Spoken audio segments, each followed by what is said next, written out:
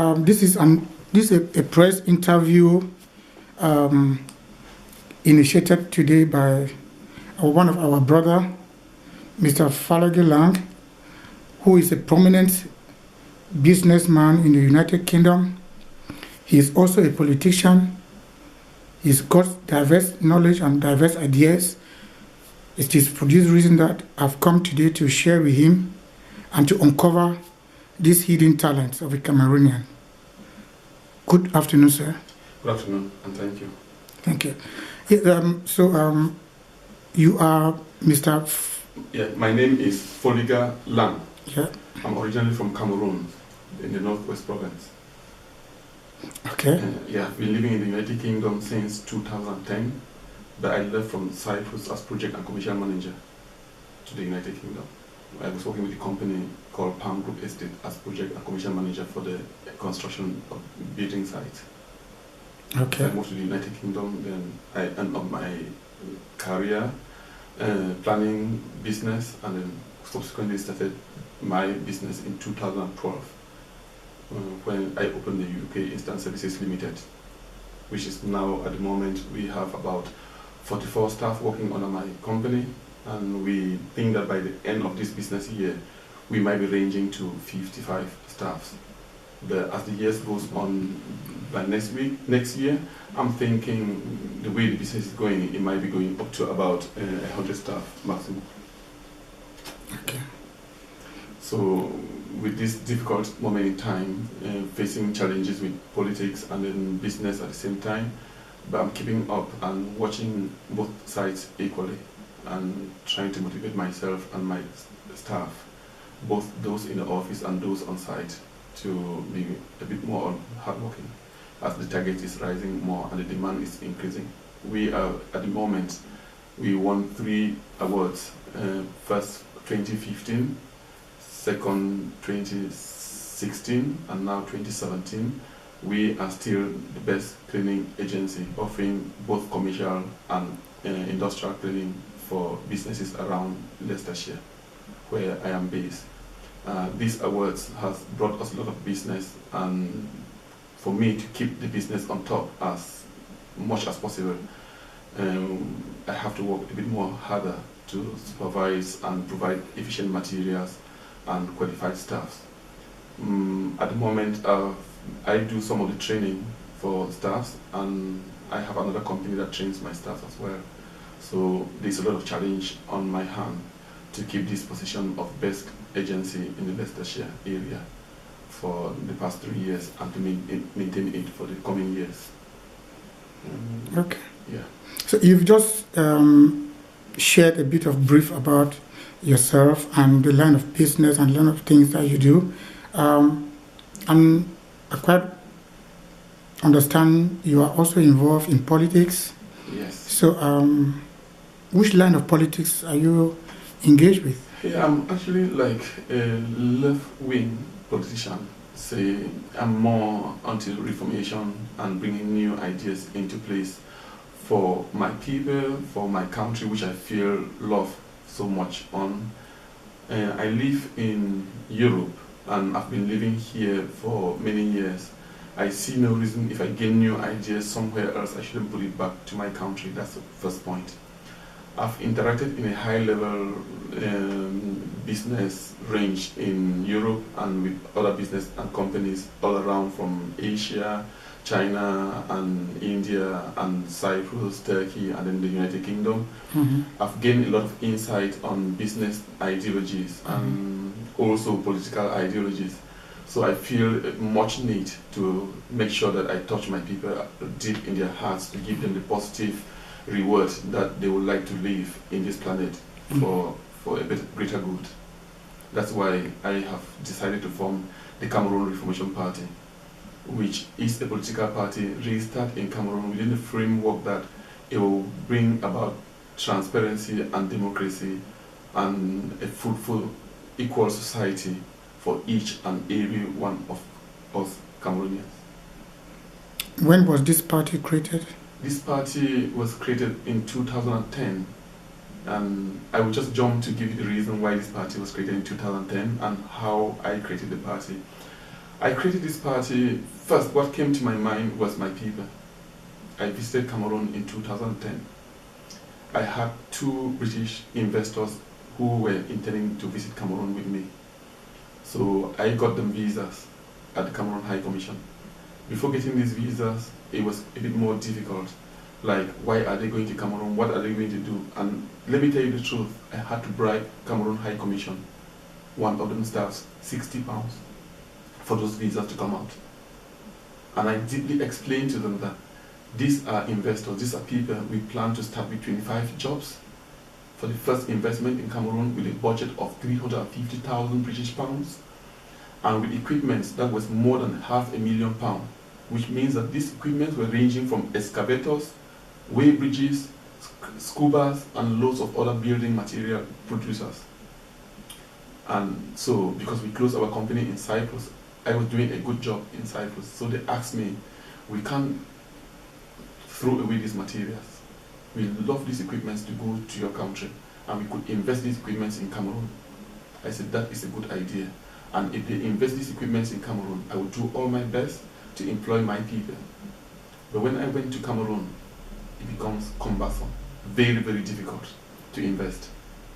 So I tried to look into business ideas, tried to contact few people to say, oh, you have to see Abotabi, oh, you need to see the Prime Minister, oh, you need to go to Chambers of Commerce. I did elementary investigation.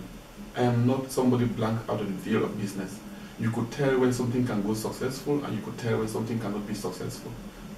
So it becomes difficult. I rang my partners, that's James Parks, the leader of the group. He said, since I started investing in around the world, I've not seen where you need to see politicians before you invest. So I prefer you to come back to the United Kingdom. It sounds like your country is very corrupted. That was the final statement. So cancel my ticket and then come back and have a meeting with me. That was it. So I come back to the UK. I came back and I explained the elementary investigation, what I've found out, why it's disturbing and how difficult it is, how much we invested. He said, no, your country sounds very, very corrupted. It's deep in corruption. So it's not somewhere we have to invest on. So these equipments, I will sell them to some Russian guys. And those Russian guys came to Cyprus and bought all those equipments. So that was the end of business. But when I looked through the advice he gave me, that your country is very corrupted, so I cannot invest in your country, then what I did is, I get a flashback of all the various people I met, the people, government ministers that I met, that I don't want to mention names. Then I discovered something is actually wrong in Cameroon. And if something is wrong, who can fix it? I have nobody to blame. But I'm a Cameroonian like any other person. So I decided to step up the game. I need to be part of it. I need to be among those who can fix it. So I decided to create a political organization to get a voice first, to sensitize second, and to bring Cameroonians closer to think correctly. And let's both build a fruitful nation together. That's when I formed the party. We registered the party in 2013, and I was given a registered certificate from Cameroon, from the Ministry of Territorial Administration, with less difficulties. So it is a registered organization in Cameroon, and we have a political manifesto, which we have to open while the presidential election is coming up, if possible.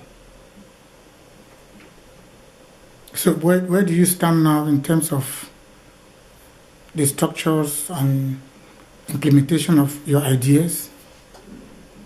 That's a good question. I thank you for that question in particular, because that will bring us in a bit of a lengthy discussion. I have a target. This target is a target of sensitization, and this target is a target of education. I want to educate first my people. That's the people of Cameroon. We got a problem. The people of Cameroon got a problem. The leaders themselves got a problem. is a huge problem. It's a problem of lack of vision. It's a problem of lack of imagination.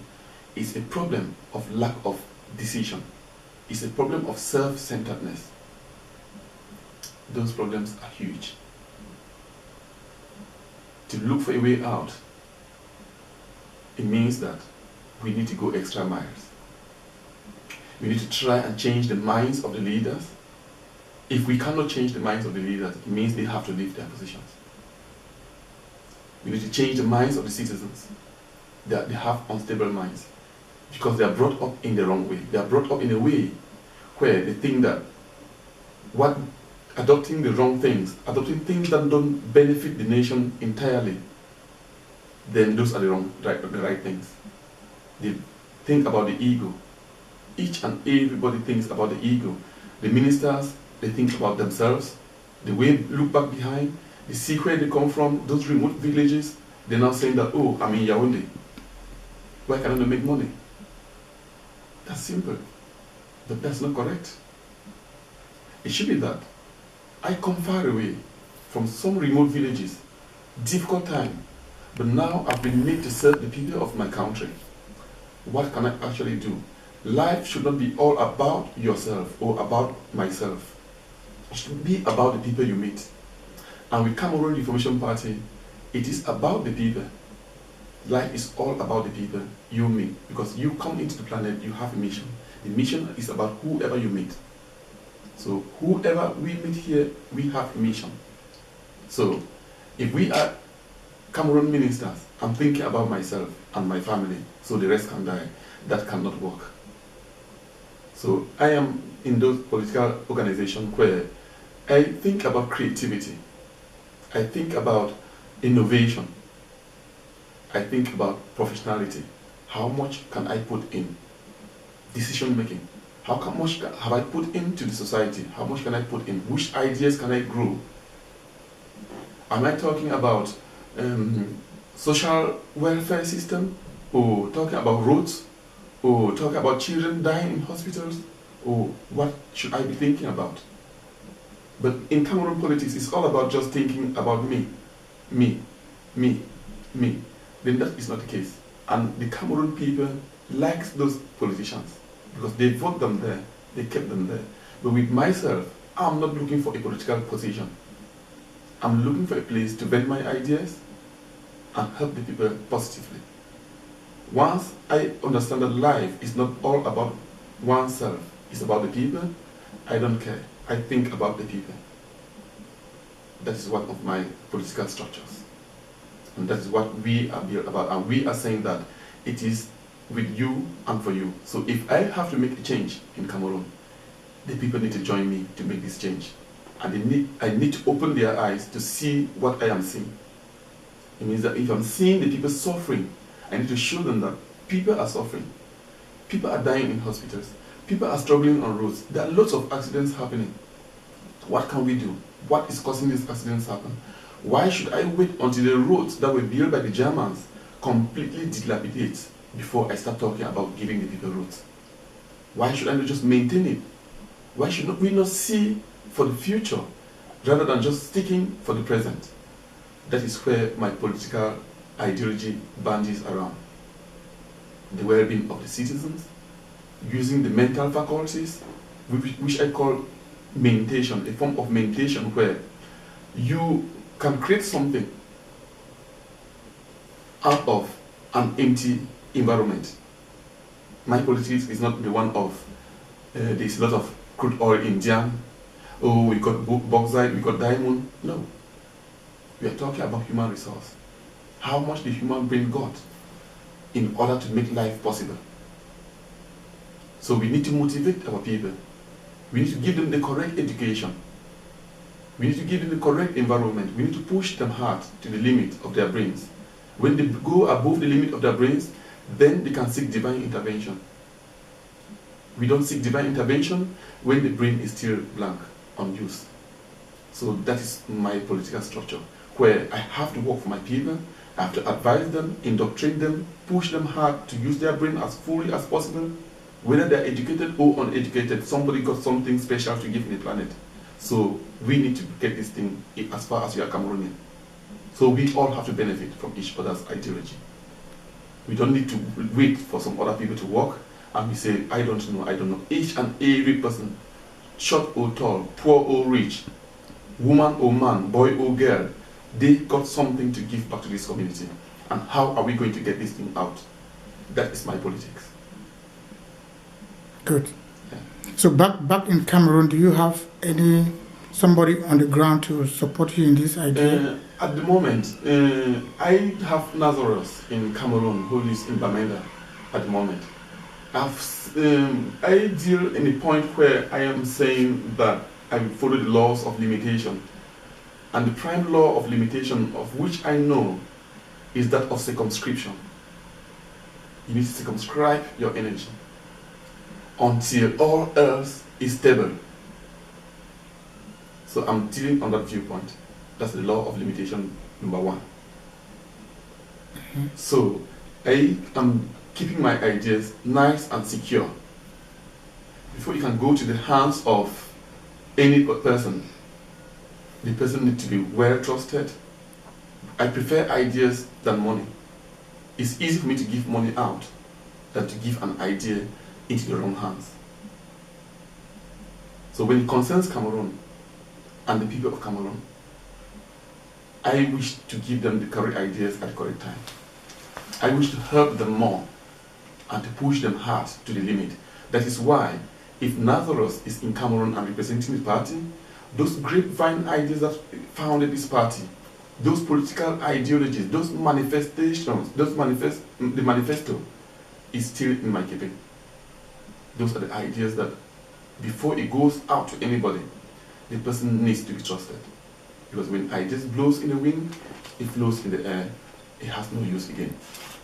But those are grapevine ideas. Those are the building blocks of this country of Cameroon.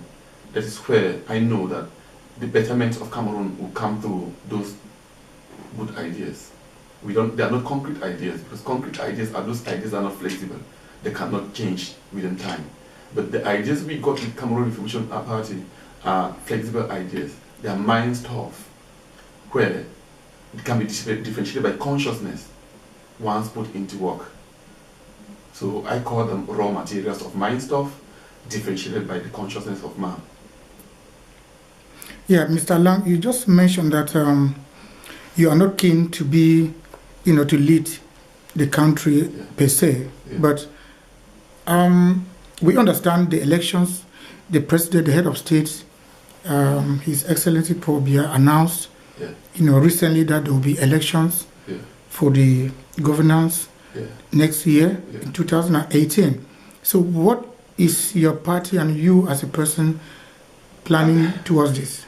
Actually, that's another good question, which I acknowledge, and I thank you for that. Yes, I had a zeal to register my party for the presidential election. I was more interested, but Cameroon seems more disorganized than just running elections. Cameroon needs more than elections. It needs more than elections. It needs people to come together before any election. Cameroon is no longer a governing state. Cameroon is out of order. The management of Cameroon is not structured. The management of Cameroon is managed like somebody's house. Somebody's managing something out of his own will. So he doesn't govern the people with the people's choices, with the constitution, with the legislature. He governs Cameroons out of their bedrooms or wherever they are. So with my bona fide ideas, the ideas that gives food for the mind, I'm still thinking that we should be able to have a dialogue before elections. We should be able to talk with the person who says he's running this country, Paul Biya. He should be able to be in touch with his people first, be in touch with politicians like myself second, and then be in touch with his governing partners, the ministers third, before we can ever think of, say, we have to have an election. Cameroon don't have a leader. The leader of Cameroon is absent. He is not in touch with whatever is happening. He is ruling maybe something else, not Cameroon. That is what I envisage. And if I could have a say, I would advise him to be in touch with Cameroon first before elections, because I am interested. The other reason is I'm not allowed actually to go into Cameroon, because when one of the lady died in 2016, Monique Komateke in Lakatini, I was one of those politicians that was touched so much, and I had to stop and protest in front of the Cameroon High Commission. And this embassy happened to close for the whole day. So from that day, they think that I am, I should not come around Cameroon. But still yet, I was doing something good, not only for the Cameroon people, for those recalcitrant ministers and leaders that think that they're ruling the country correctly. If we have the right to speak, we have the right to speak both in action and in words. I should not only speak in words, then don't do action. I should also be allowed to speak in action and speak in words, meaning that I can get my banners and go to the embassy and say, what your leader is doing there is not correct. I am the president of the Cameroon Reformation Party, and I'm seeing that this is not fair for my people. This is not how we think that the country should be run, that if somebody is dying in hospital or dying anywhere, they should be allowed to die. There should be accountability. Accountability is democracy. It means that it's politics. There's no politics. If anybody says he's a politician, then they don't give accountability, then that's not politics. So accountability, politics deals with accountability. Is the major aspect of politics is accountability. Being able to account that this has happened because of this. This will not happen again. I'm sorry for what has happened, but I'm sure I'm working on that. That's accountability. But if you run the people, knowing in your mind that you are not there, you can stay out of the constitution, stay in Europe for as long as you want, go anywhere you want, close your door or shut it, people die, you don't even answer, fighting all over the streets, then 100% that's not politics, that's something else. They might consider themselves politicians, but that is not politics. As far as I'm concerned, as I'm sitting here, and it concerns Cameroon, we should clamor for BIA to try and endeavor to be in touch with Cameroon politicians physically and give a run-over of Cameroon for the past years, 5 years, so that we can get a fruitful election that embodies everybody, that is free and transparent. We should get an election with accountability. He should talk to the people, talk to us, tell us this went wrong because of this, like a small debate. Without this, it's just an autonomous state where somebody just runs it out of himself with his wife and family. So in this regard, I will need to write my own letter to the presidency that as a recognized political party leader in Cameroon, but living in the United Kingdom because of this situation, I prefer that we should be in touch with the people. And I'm ready to sensitize my people, sensitize the entire Cameroon of the benefit of a dialogue and the benefit of a peace plan, the benefit of accountability with the ruling government in power, so that we can both create a means for a transparent election that may not even concern or involve him, because his term long finished. He changed the constitution several times. So we can try to endeavor to ameliorate on that department, on that domain, and see that things go on fruitfully. But notwithstanding, I still say if we have to run for elections in Cameroon and Biya is standing as president of Cameroon, then Cameroon is gone in disarray.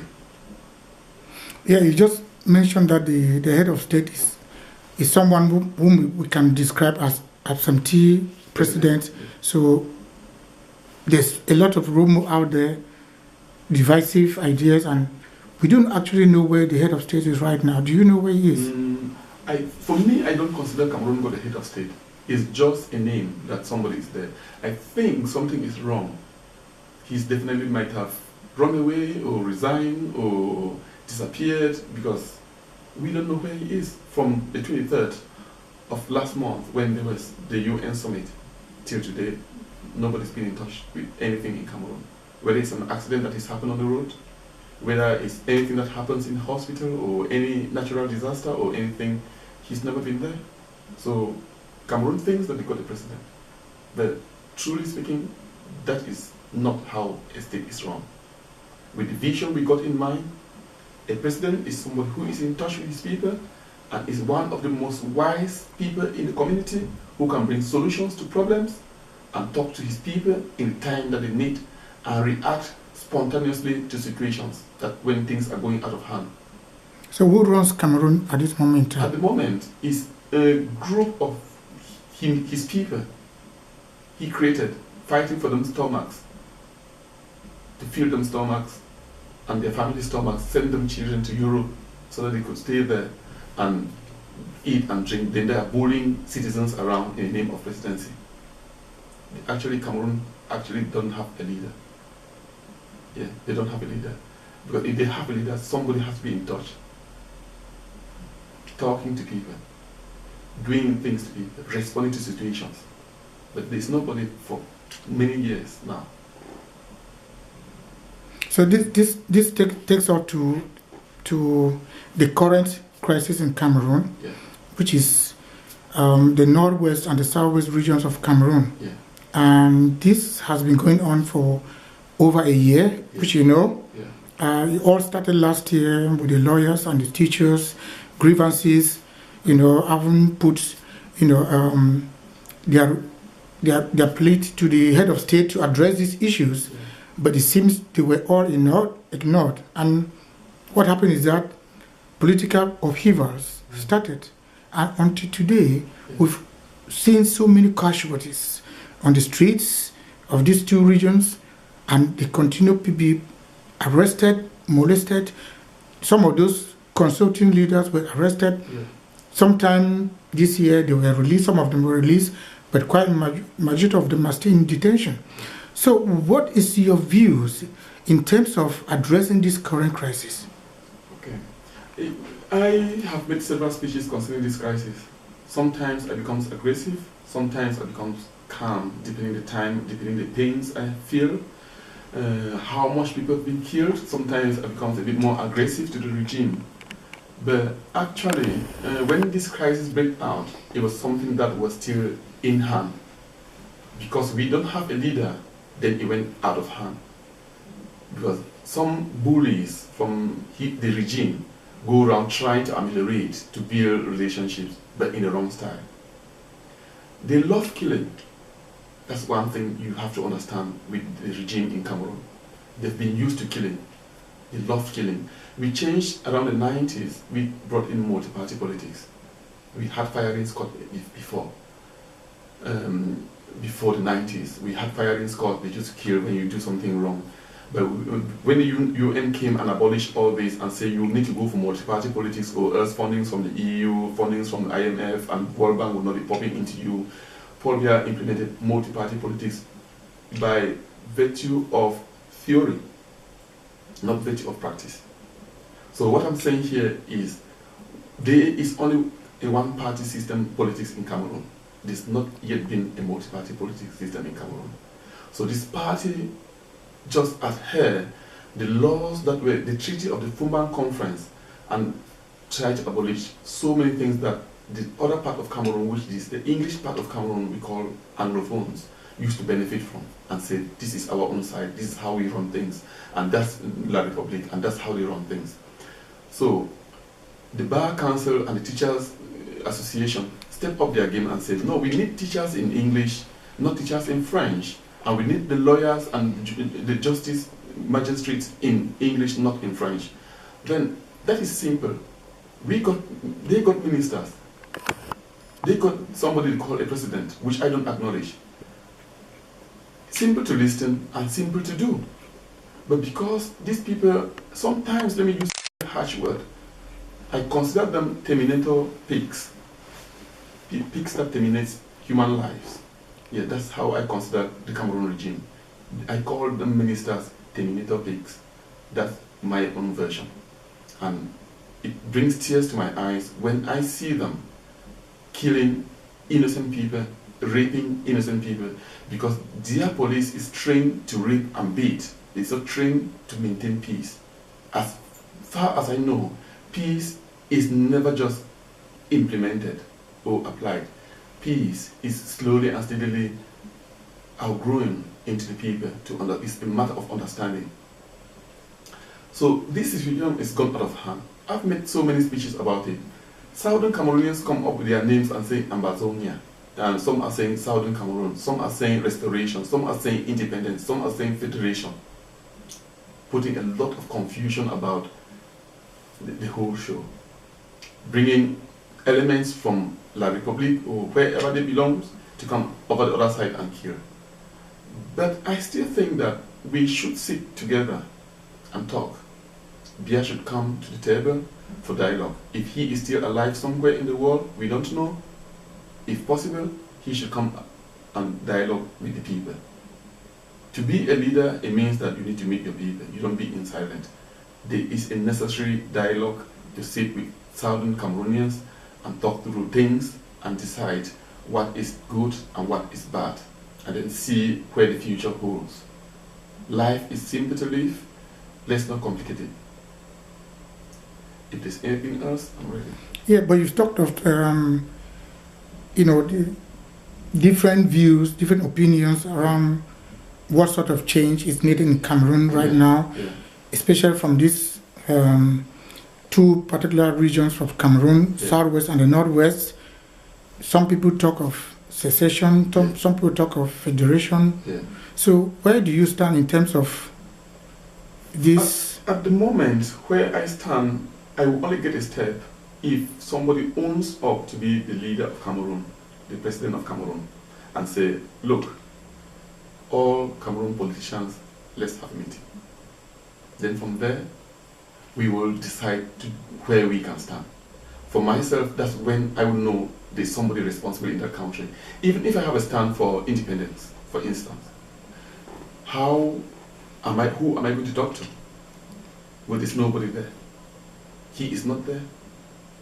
There's nobody. Those other Terminator pigs who I may call are there to fight for them stomachs, and that's why they are killing. They have no other solutions for simple problems. Simple.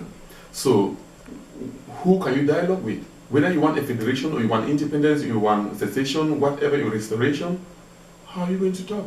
With who? There's a position, but it's vacant. Somebody claims that he is there, but he's not there. He's not doing his duties. Because we Cameroon politicians need to sit with him and say, our people are struggling. Our people are being killed. What do you want? These people are asking for this, this, and this. These are the things the people are asking. Which one can you offer? Let him tell us. Then from there, we will begin to make choices. He says he wants federation. No, me, I want independence. Then that's when we start getting options.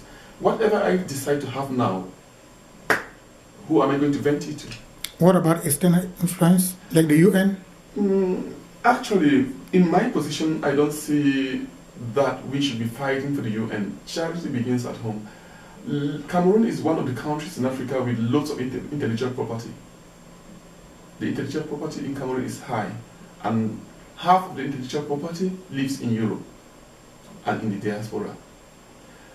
If we had the right mind to help our country, this is the time where we bring what we've learned and put into practice.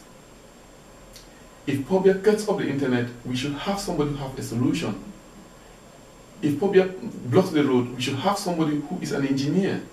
If Pobia cuts the electricity, we have somebody who can make electricity from solar panel or anything. If Pobia is killing people, we should have people in the hospital who wants to volunteer to treat. This is the Cameroon I want to build. This is the Cameroon I want that people should love and be able to stand up with what they know they should be able to give. With what they have, they should be able to distribute. But the Cameroon at the moment is that I am. That is what I say, egocentric, eccentricity, thinking all of themselves. Even I will tell you today that those political leaders, those people, those pro-Southern Cameroonians, they call Ambazonia, if you look at them clearly, they are political position mongers. Politics in Cameroon is job seeking. Cameroon don't have a politician. From Frundi to Kawala, Kamto, all those people are athletes. They are not politicians. Stomach looking, searching for stomachs to make names. If they can't make money, they don't make a big name. The world is not about making big names. The world is just decently working for people. Work for the people, and then the people will restore you. So the Southern Cameroon problem is trapped among freedom fighters who are looking for top job positions. Because at this moment, it is a political struggle. If freedom fighters fight for so long and they can't get a solution, they need to get a political advisor. So we got politicians in Cameroon. They need to seek those political advices. They need to step into the game. They don't need to bully them. They don't need to restrict them. They need to talk to them, people who are interested in politics. I am here. Frundi is there, and the rest. We can advise. Njoli Tobe is there in Boya. He's a politician with a political party as leader. We can advise them and say, this is how you have to fight. Some of the ideas that comes around my head is that Cameroon politicians are taking bribe, and that's why freedom fighters don't want Cameroon politicians to get involved. And I think that was the next question you might have been ready to ask. But what happens with politics in Cameroon is that I created a political party in 2010, for example. Then now, I will have to finance the political party. Everybody comes and says, oh, chairman, they need a banner there. Then I have to take my money and finance it. Then all of a sudden, it starts getting bigger and bigger. Membership is increasing because everybody is money longer coming in. Even if they support me, they ask me money. They say, "Hi, chairman," they ask me money. But they are those same people who are members. Then it turns into my property. They turn it into my property, not me turning it into my property. The people, because they don't have any vision or good imagination, they have no plan, they have no charisma to fight for their own people. They convert a political organization into the political leaders or founders' property. So Frundi sticks there forever. That is why you ask me, do you have any representative in Cameroon? Then I can have a representative firm and free and fair. I need to carefully watch every movement because my party is democratic. It's not my property. It will never be my property. It is something, according to the party's constitution, I can go if somebody wins the election from me, transparently in the executive committee. Simple.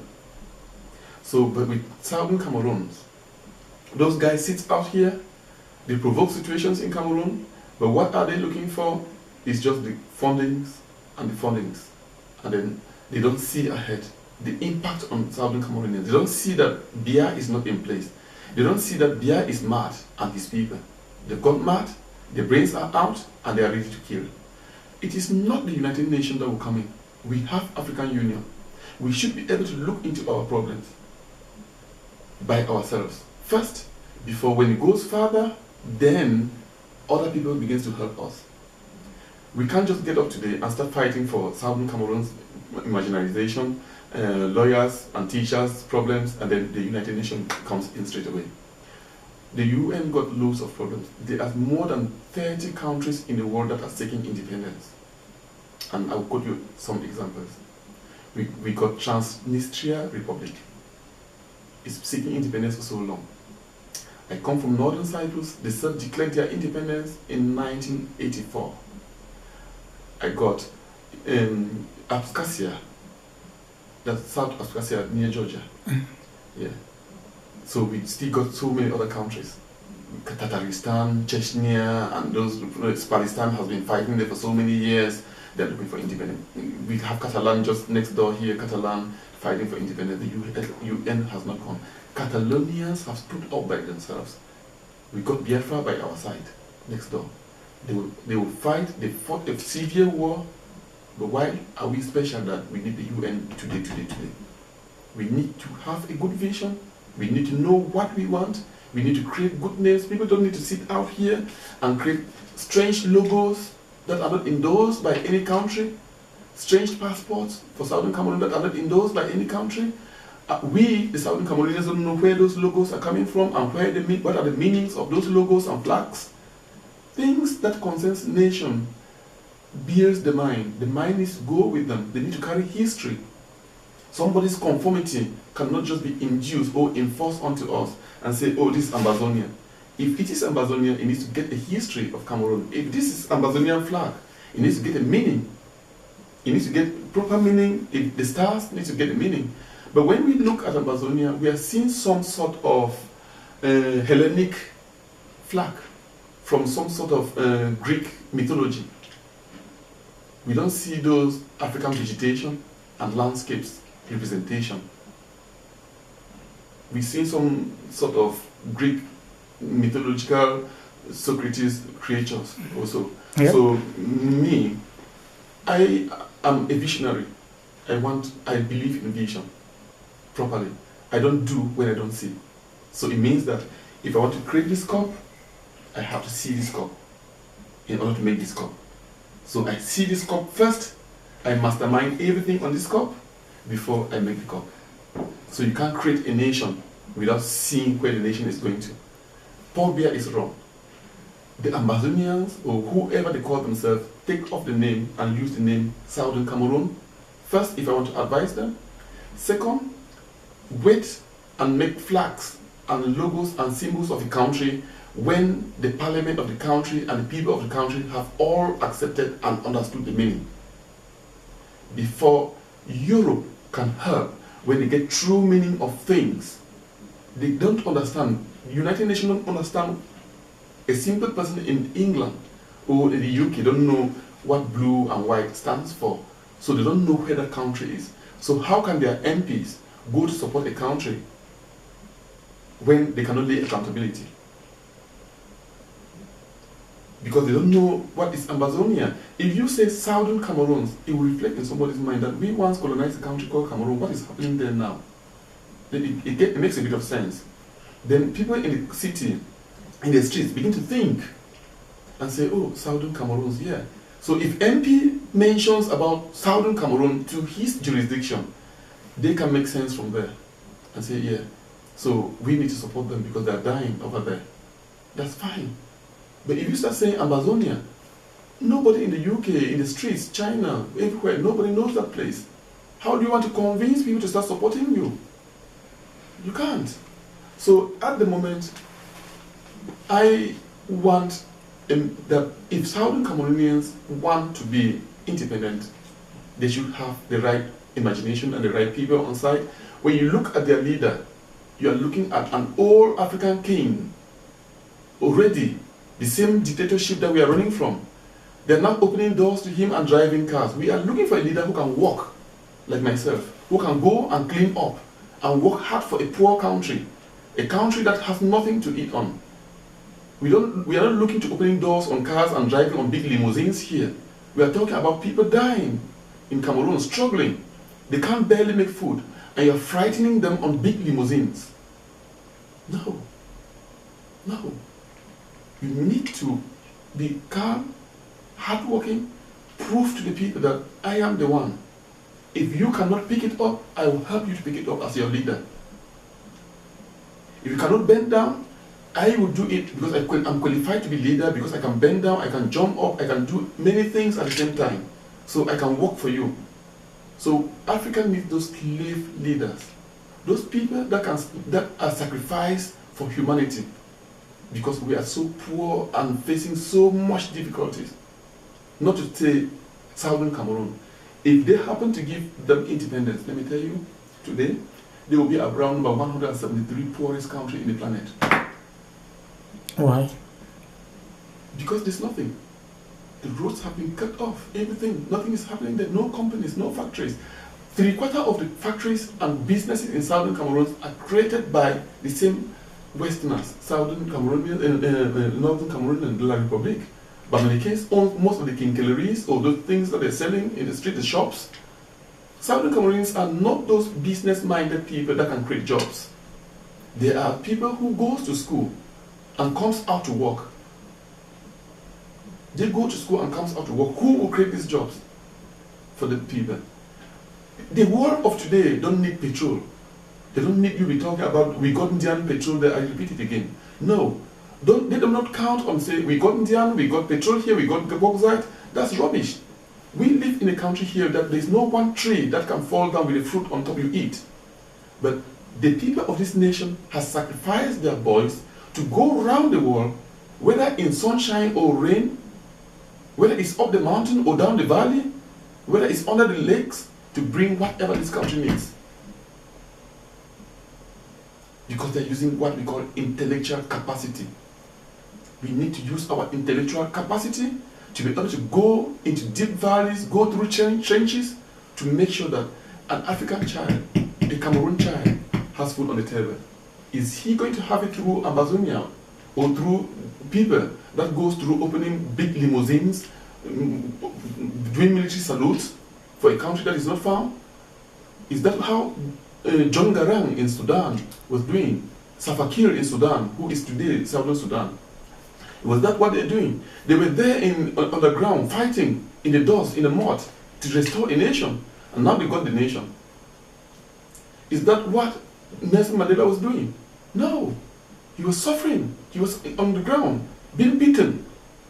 Why should we be here knocking the doors of the United Nations for what? We need to go there, begin to fight. Paul Biya and his clique is not stronger than us. We are the people. We will be able to knock them out. Worst case scenario, we go further for divine intervention. When the brain is exhausted, you seek for God. Don't seek for God when the brain is not exhausted. And that is the mistake of Cameroonians, especially Southern Cameroonians. They start seeking for divine intervention when the exhaustion of the brain has not been yet used. But we live in Europe, we do what we call mental bypass. It means that Europeans don't even rely again on the brain. They've gone so further. They now go to the level of using mental cloud, something a bit more higher. But we, at our level, we don't use the brain, we start seeking for God. No, we should seek for that. We should use all our brains and endeavor to use it completely before we seek for divine intervention. It means that we have to struggle to get Southern Cameroon before the United Nations can even step in. I am a leader of a party. I'm not even seeing any need. I'm seeing a need that we Southern Cameroonians, we need to get a vision to fight and struggle to get it, if we have to get it.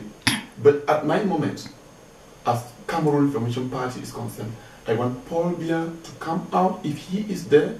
If he is not there, then we political party leaders in Cameroon should sit in a meeting and write a letter giving him a deadline with the power of the people and say, we want you to come out on or before this day, and there is no election if we don't meet with you. If not, we rally our people and then the country is gone. How will you do that? We need to, myself, I was planning to organize a conference with all political party leaders. We need to sit in a conference, talk bone to bone, flesh to flesh, brain to brain, voice to voice. Write to the person who represents Cameroon. If he is dead or alive, we don't know, but we give a deadline. We are also running Cameroon. He's not running Cameroon on his own. Being an opposition party, it means that you're contributing to the ideology and of the formation of the country. So he needs to come out and meet us. Yeah, concerning the Amazonia, legitimacy that you just mentioned. Yeah. There's a government. There's a governing council in place. Yeah. And you remember just on the 1st of October. Yeah. The independence was restored. Yeah. And which the La Republique seized advantage to actually kill quite a number of our brothers and sisters. So, don't you think there's a way forward for this? The independence was restored. I've been to countries where they restored independence on their own. Myself. Yeah, I've traveled. I'm almost about going to 23, 24 countries. Going for visit, going for business, going for leisure, going for all sorts of things. Going for work. I will quote you a typical example of a country that restored independence, and I left Cameroon to go and work there, and I was being paid $500 a month, which in Cameroon, the level of job I was doing they cannot give me even $200 a month. Northern Cyprus.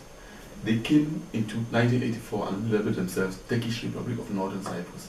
The United Nations and Europe was the first to give them the embargo.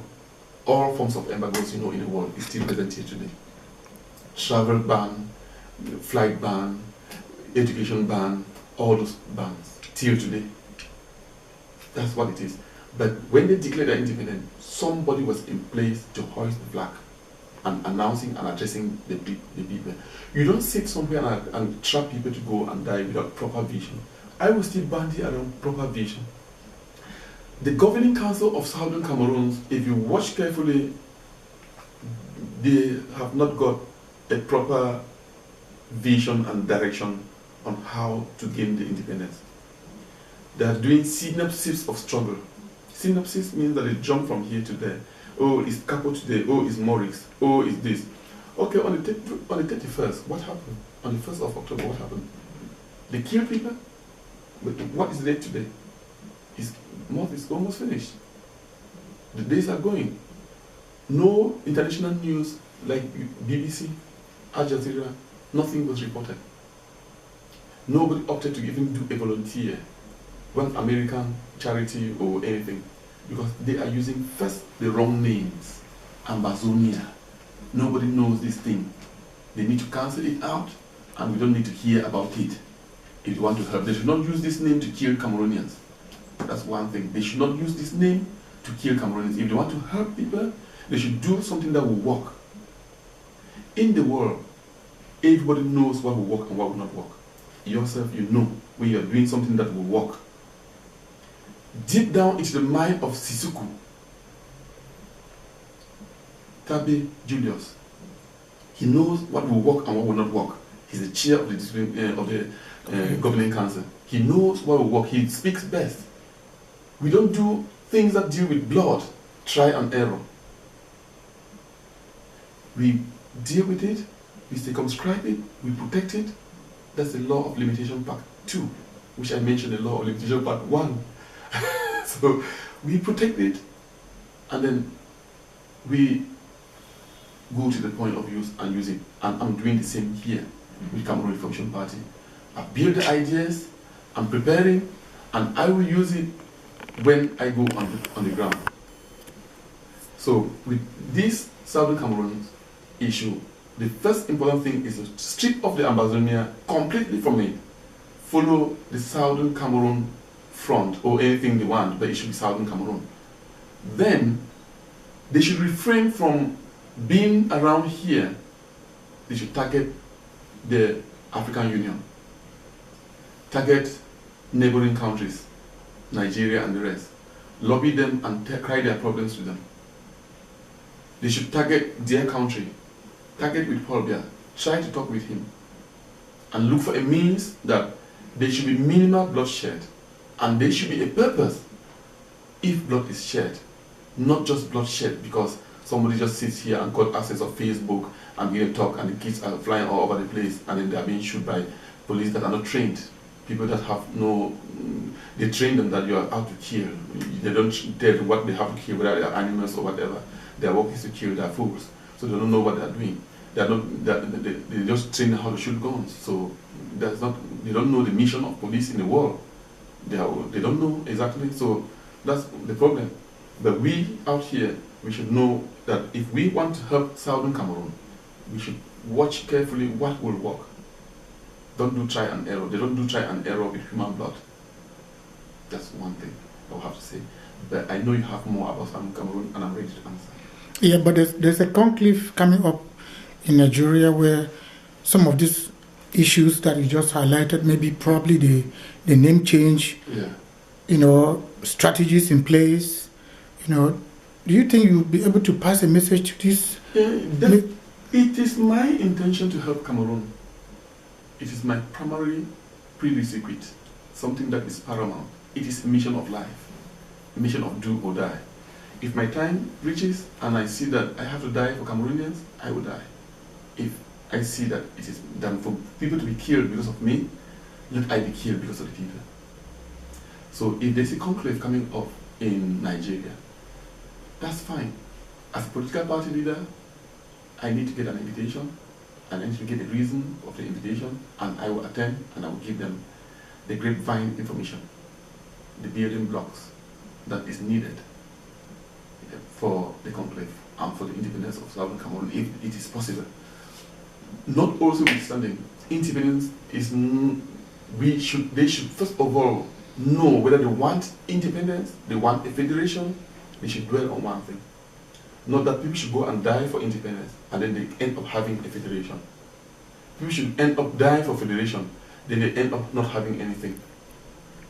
So we, as I'm speaking here, I'm speaking to them, that they should understand that we don't make trial and error on this thing. If there's a conclave coming up, it should broadly be itemized, and they should mastermind that political party leaders in Cameroon, these are political ideas. And that might be one thing why the government, the fraudulent governments, don't want to embrace them, because they are asking for political ideas. But if they want to go for radicalism, they should just have gone for their radicalism rather than seeking for political ideas, then building flags, building passports, building logos, and all those national symbols. Then those are political ideas. Then they are wavelength to wavelength conversation. Peer-to-peer conversation needs to be there. And if there's no peer-to-peer conversation, then that's difficult, because I'm not seeing any political figure in the Western world at the top level, at the top brand level, who wants to go peer-to-peer with a freedom fighter who is like having some qualities of egotism. Because let me tell you the truth. In Cameroon, most of the fight is egotism. Why I'm saying egotism? Point out any leader amongst them who have actually worked for the community somewhere, bring an idea for a village, for a society, for some children who are struggling. Most of them work with OBR or for public organizations that has affiliation with the government. And now they kick off here. Some of them earn salaries when they left their jobs from Cameroon and came and stayed here, and their salary was still passing. Then they get up here and say they want to change and they want to bring Ambazonia. Is that the things that they will be doing when we get Ambazonia or when we get Southern Cameroon? Those are the questions I'm asking. So they need to speak the truth to the people. They need to get the right people into place. There are some genuine Cameroonians out here. But another thing that hinders their struggle is that these, what I can say, this institutional ideology, institutional qualifications, they use it to barrier the whole thing. Those who have wisdom, because wisdom is an active concept, but understanding is passive. So those with raw wisdom, who are Southern Cameroonians, will be scared of, because institutionalization of ideology has taken place. Dr. Mr. This, Professor Dr. Sisuku this. What is that for? Here we live in Europe. The higher you go, the more they put you down into names. And the downer you be, the more they praise you with good names, but they want to feel equal. Why is it that all our people are professors, doctors, but nothing is happening? Children are dying. People are being killed. What is their job? Being doctors. They've studied a lot, accumulation of facts. But they should be able to put these facts to secure these children. Is that how they want to gain the Ambazonia? Is that how they will match the other people? People who have no chance by virtue of nature, by poverty, by some reasons, they had no chance to study. So is that how they are going to suffer with them, with those educational qualifications?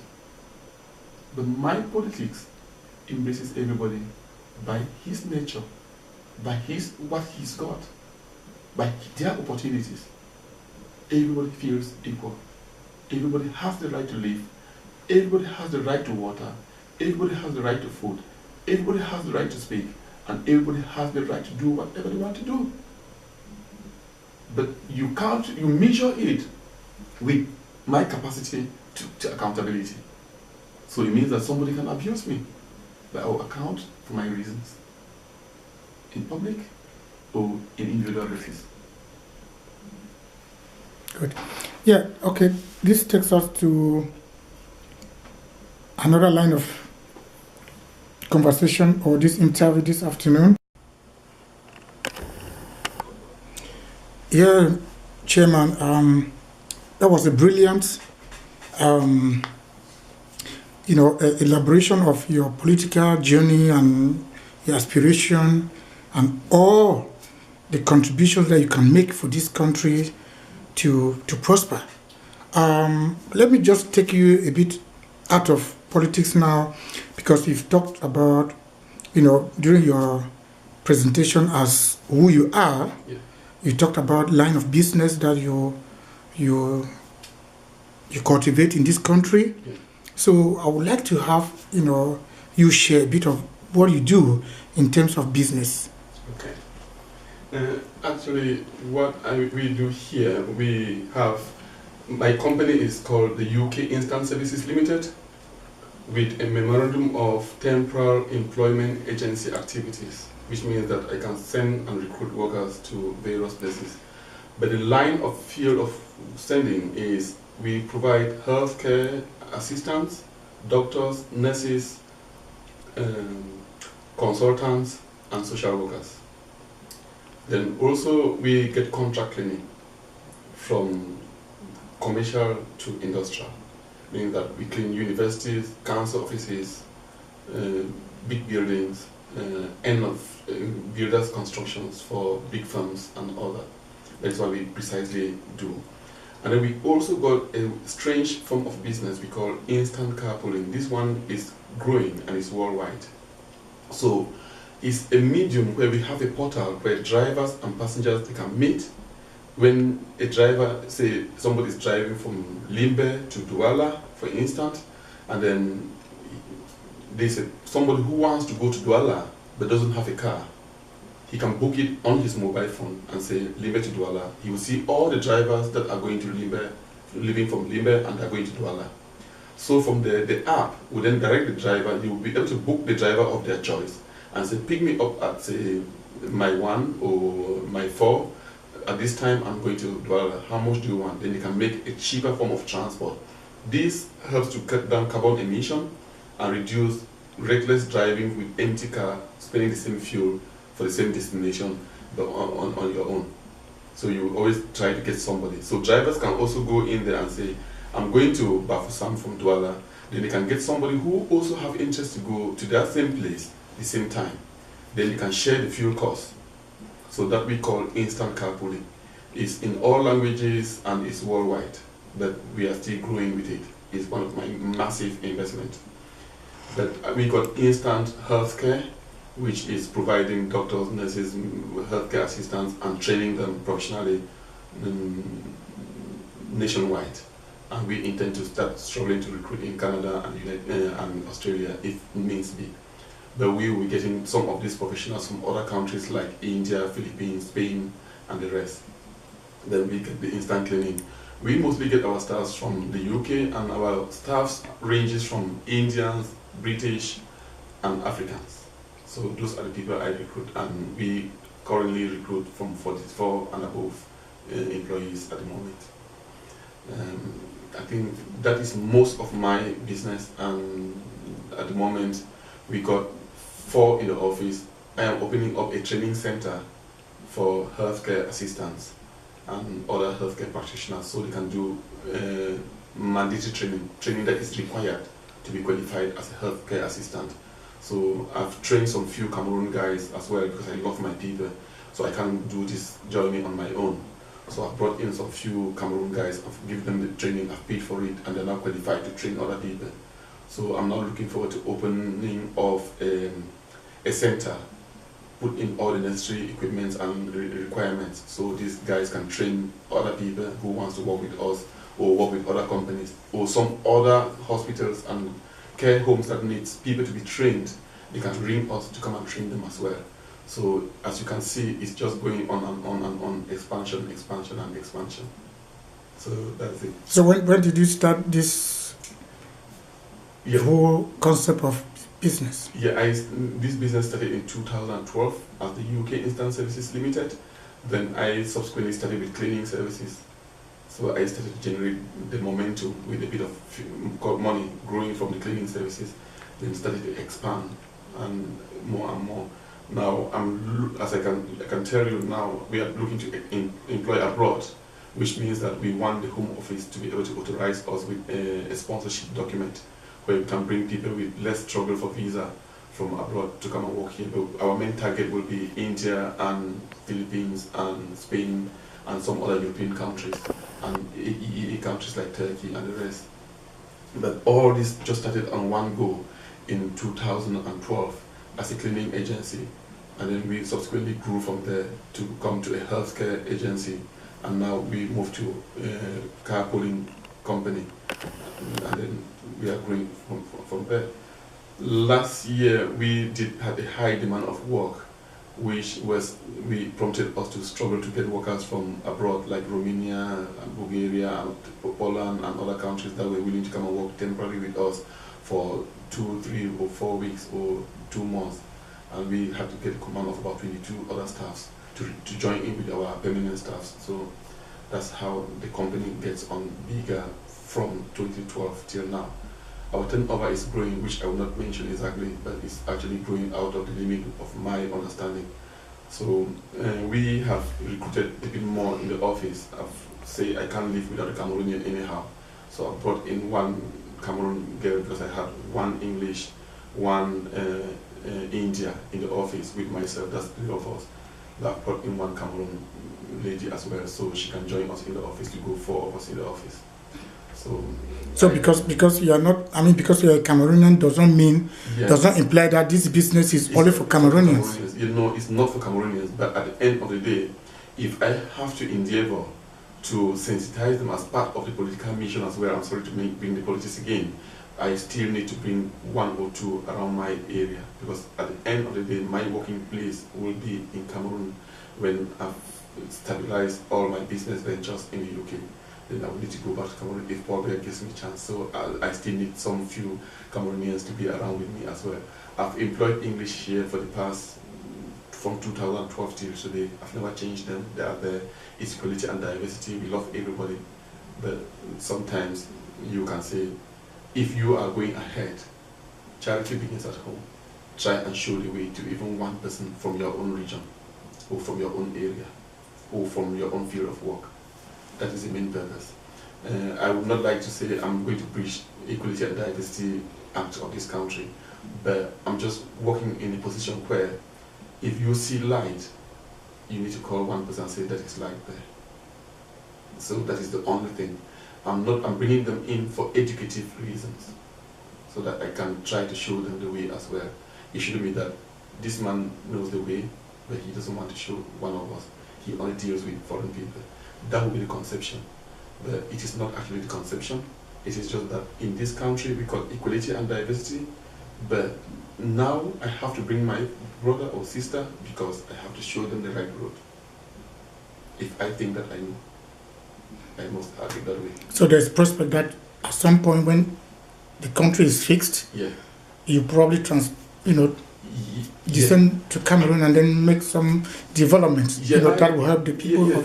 If Paul Biya can even allow me at the moment to say, yes, I'm a Cameroonian, I have right to come into Cameroon, not being discriminative, not being tribalistic, but I will still tell you, charity begins at home. I promise my village, I'm not going to be ashamed. I'm not going to be feeling guilty like I'm a political leader, I shouldn't be discriminative, but I told my village, you gave birth to me, you looked after me, and I'm going ahead, I want to give you full employment.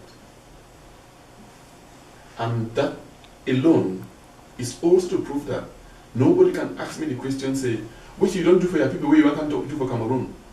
So I have to prove that because of love and life, I have to help my people a bit.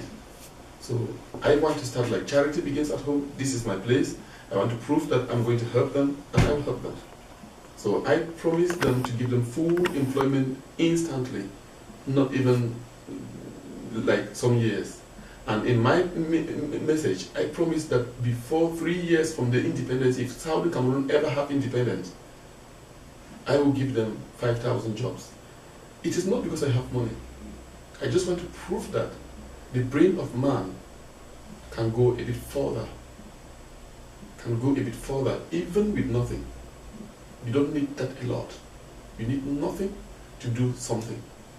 So when I hear about Bala, I know they like to call them doctor, professor, that, but me, I just simply go as I call Theresa May. Here, Theresa May, David Cameron, Gordon Brown, Josh Bush. That's how I call them. As I told in my speech to Agbo Bala, saying, when you do politics, don't count on minerals on the ground.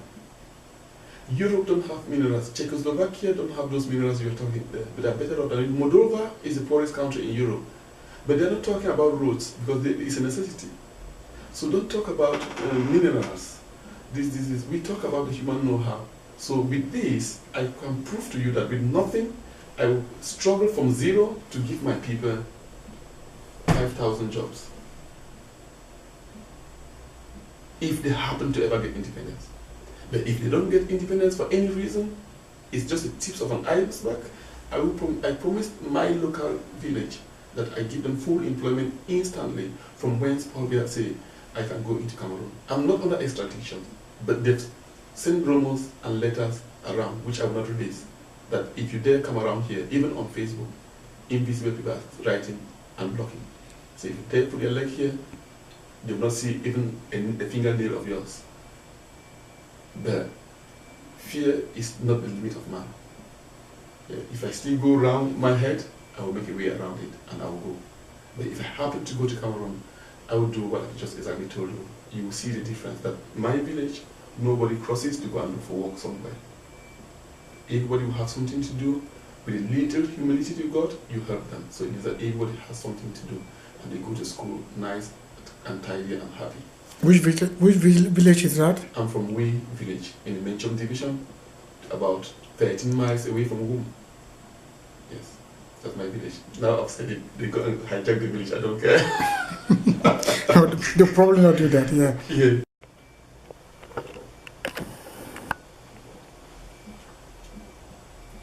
Yes, Mr. Lang, so yes, being a politician and being, a businessman with all this in place, do you think, it's not challenging for you? Actually, it's not actually challenging for me. It's sort of something I've always longed to be, busy person, running here and there. This morning I've gone to work. Some of the jobs they cannot do, I do it. I just go and do it. We had some couple of jobs with the student hostels down here, and I couldn't get enough staff. I still went and did it. I've watched, I've come back to you, and I'm responding. So I'm finishing here next until it's late and I go to bed, and before it's down, I'm gone.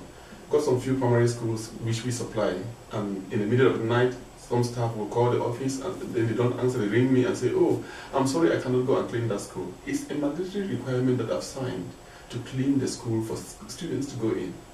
And if somebody tells me he cannot go, I just get up from bed and I go and do it. So I love being busy. My brain loves business and my nature likes to be busy.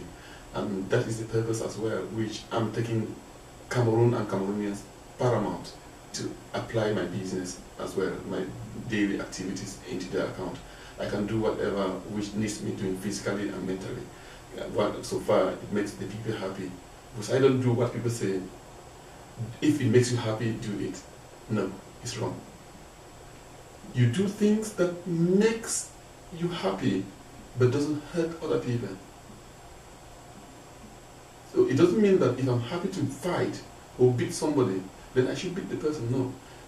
So far the environment and the surrounding is comfortable with what you are doing, then it therefore can make you happy. Then I do it. Those are the theories I put into place. Those are the things that keeps me going. Those strong philosophies that pushes me. Those are the things that keeps me capable.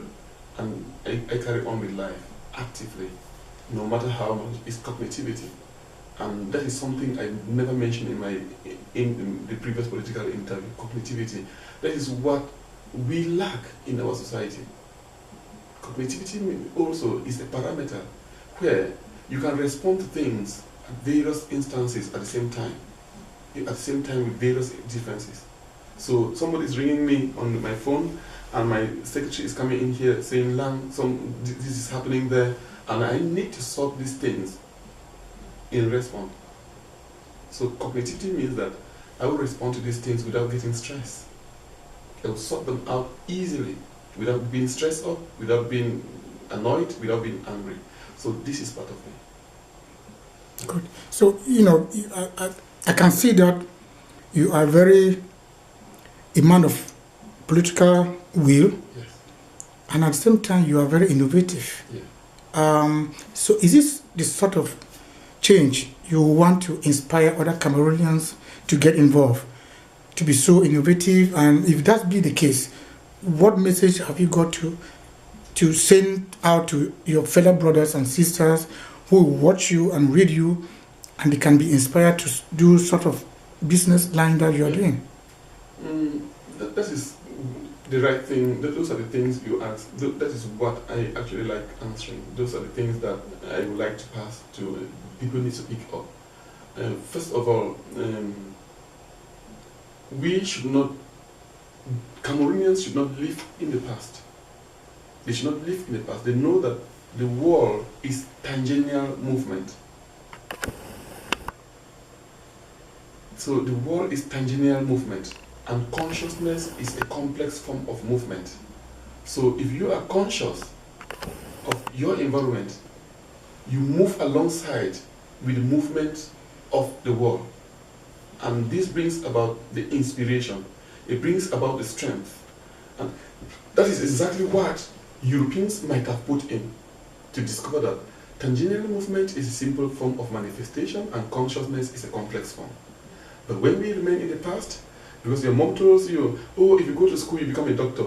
Oh, if you go to school, you become a nurse. Oh, if you go to school, if you don't go to school, you don't get a good job.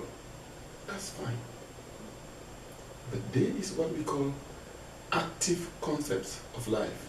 We call them wisdom. That is what we have to try. I will tell each and every Cameroonian to ask for himself who he is.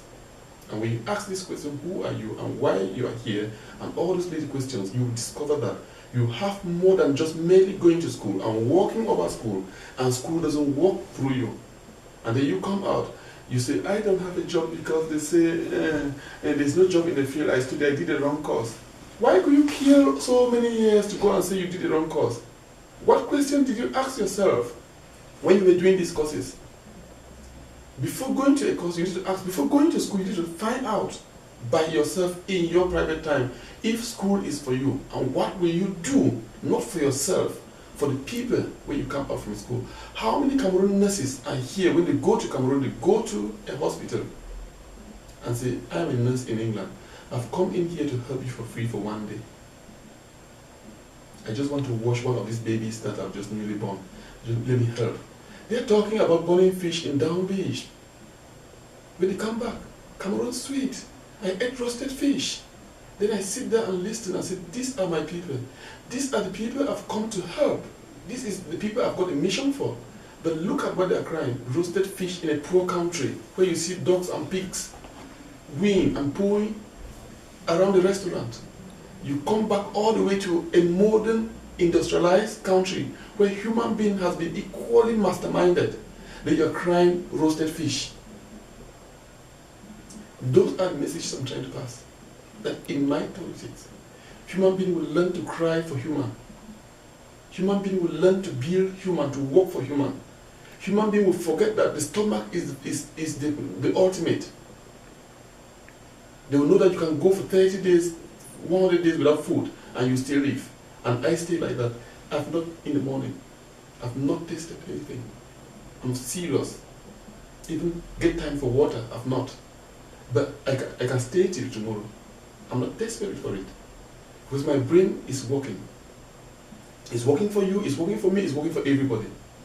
So why should we stay here and somebody lives here, I'm a doctor, and go reach Cameroon and don't even be proud, say, I went into a cardiological, even a hospital, and try to even operate or help or even wash a patient and even talk to a patient to motivate the patient. You come back here and tell me about Down Beach roasted fish. You come and tell me about creepy. When you've seen better of those things here, those are the things that I want to tell Cameroonians to come out from. When they're doing things, they see the picture of these things. When they see the real picture, they see the divine intention of these things, and they work with it, they will drive to success. And our country will be like gold dust. it will be a special country, even far better than Israel, and far better than America, far better than Great Britain. Because man has learned to use his mind to be a servant for him, not his stomach. Thank you. Thank you.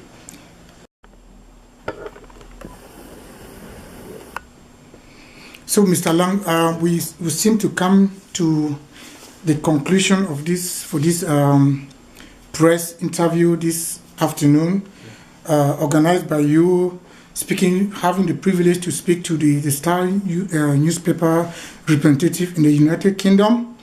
And it was also a privilege for me, to actually have that time to see you and to meet you again after a long while.